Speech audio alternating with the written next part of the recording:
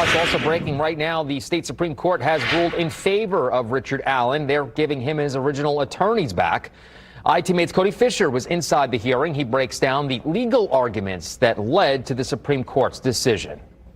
Both sides fielded very tough questions from the Supreme Court justices here at the State House. And one of the concerns that the judges have is the massive delay in the case that is caused by the removal of Allen's attorneys last October. The attorney representing Richard Allen argued that the decision by Judge Fran Gull violated his Sixth Amendment constitutional rights. My client was entitled to a jury trial today. My client's entitled to a jury trial with effective lawyers that he spent a year and 3 months developing a well thought out strategy of third-party guilt and a speedy trial to catch that prosecutor on their back foot. And it was blown out of the water from a judge who exceeded her authority. This is an interference of counsel.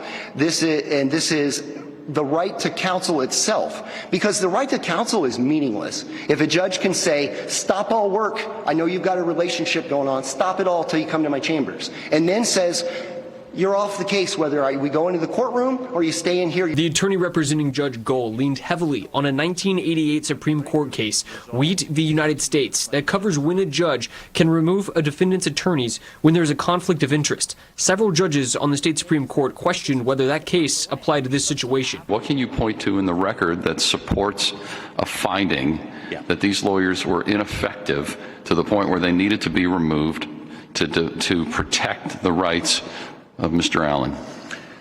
Again, under Wheat, there doesn't have to be a finding that they were actually ineffective.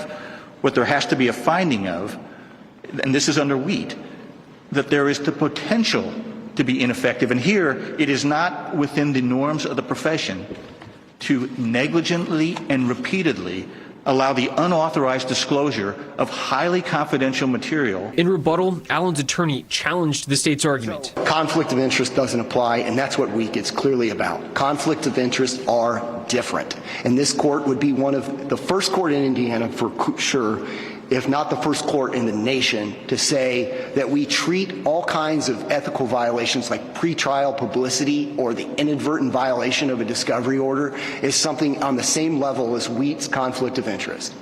That's unheard of, and this court should not be using the original action to create new law like the judge wants us to say here. Ultimately, the Supreme Court sided with Richard Allen, giving him his attorneys back. Reporting in Indianapolis, Cody Fisher, Wish TV, ITMate.